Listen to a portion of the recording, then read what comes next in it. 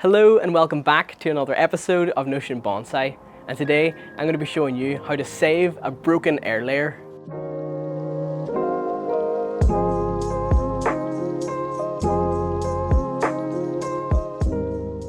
So the other day, whilst I was watering my bonsai trees, I accidentally dropped the watering can as I was watering trees on a high shelf, and when it fell, it hit the top of this Ginkgo biloba here. And this is the tree that I was air layering at the top when I did a video on how to air layer, and this is the piece that snapped off. Now you can already see a distinct difference between the leaves on the tree and the leaves on the air layered section. They're a lot greener and healthier on the tree, and they're starting to yellow on the air layered part, which tells me that the air layer isn't getting enough nutrients. So before we go any further, I'm just gonna clean up the top of this tree here where it snapped off. That should heal a lot better now. And to prevent the tree from losing any excess moisture out of this cut, I'm just gonna cover it with some cut paste. And this will also help this area to heal over nicely. I'm just gonna unwrap this here and see what's going on, if it has developed any roots.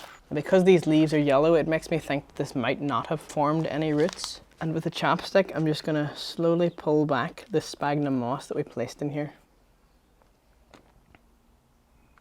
All right, so I can just see here at the base, this is where roots would begin to start to form. So I'm gonna cut off this piece of wood that was a part of the tree, which I now think is dead. And I think this should be okay to put into a pot and some soil now. If this had been a normal air layering, there would have been lots and lots of roots formed around the sphagnum where it had been. So I'm going to place this into a pot with the sphagnum that was around it. The soil type that I'm using is a mix of pumice, akadama, lava rock, and some compost. Just putting the sphagnum moss that was around the air layering into the pot also. Because I want this quite deep, I feel that this branch is going to be in the way here. So I'm going to remove that. And it will look like this in the pot. The key to the success of this rooting properly now is that it doesn't move in the pot. You could wire it to the pot, but I'm just going to use the soil and make sure that it's nice and compact around where this air layering is.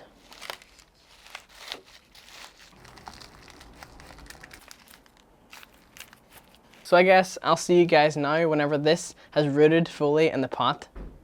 And now a whole winter, spring and summer later, today's date is the 17th of May 2023, and this is the little Ginkgo biloba air layering. And as you can see, it's got a new flush of healthy green leaves. I can tell by this dark greenish color that the leaves are getting a sufficient amount of nutrients. Throughout the entire winter, this tree was simply a stick in a pot. But I thought I would keep it in the pot for just a little bit longer until spring rolled around, and when it did, it started pushing out lots of little buds. And I would say that we have successfully saved this air layering from dying after it had broken off the tree. There are many reasons as to why this particular air layering survived. I think the number one reason why it survived is when this was severed from the parent plant, it did have a little bit of callus tissue around where the air layering was meant to be. And in air layering, before a tree sends out roots, it will first callus in that area. So I think this little air layering had already done a little bit of the work so that whenever we severed it from the tree, it already had that callus tissue,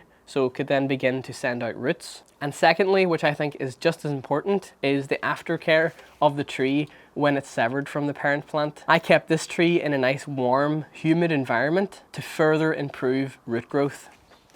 This is the parent plant that we have taken this ginkgo from originally, and I am pleased to say that this tree is alive and well. The air layering breaking off didn't harm this tree whatsoever. It is looking a little bit nutrient deficient. The leaves on this smaller one are a little bit darker in color. I would like to repot this tree next spring, but right now what I'm going to do is give this tree another air layering. And if you haven't seen my video on how to air layer, where I air layer with an apple tree, I'll leave a link to it in the description of this video.